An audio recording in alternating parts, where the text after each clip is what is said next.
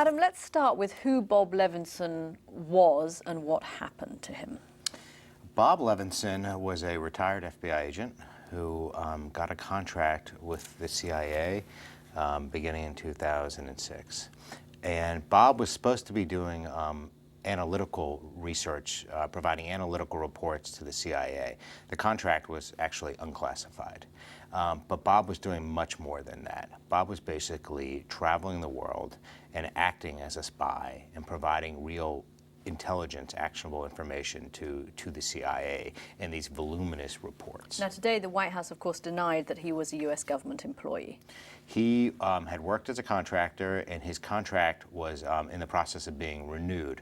I heard what Jay Carney had to say, and my point to Jay would be then why did they pay him more than $2 million and the cost of renewing his contract, which was $120,000. Okay, so in March of 2007 he arrives on the island of Kish off the coast of Iran, and what happens to him? He went to meet a accused killer, an individual who had fled to Iran, who had killed an Iranian dissident, in fact, right up the road at Bethesda, Maryland.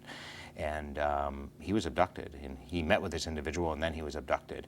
The State Department cables that WikiLeaks disclosed show almost immediately that the U.S. suspected Iranian security agents took him. Do we know where he is today? We do not know where he is, and the U.S. government, after all of these years, does not know where Bob Levinson is. They don't know if he's dead, and they don't know if he's alive. For a long time you've had this story, you've been working on it for years. Why have you decided to publish now? Well, I worked on this as a reporter for the Associated Press. In early December, I joined the Washington Post. I don't know the decision-making that went into why the AP decided to run it. I can tell you why. I was there.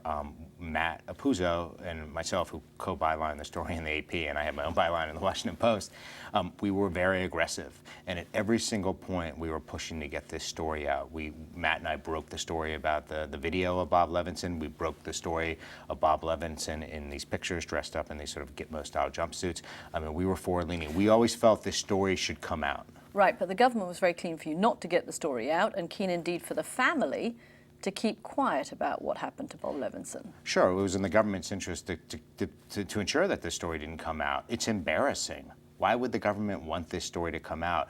We constantly talk to the government. They can never articulate why this story would put him in harm's way. He was already in harm's way, and you could argue that the government put him in harm's way. We didn't put him in harm's way. Nobody could ever provide any concrete evidence that this would put him in further danger. Does the story coming out now do just that? Does it make his situation, assuming he's still alive, more precarious? We don't know. We can't know. It's unknowable.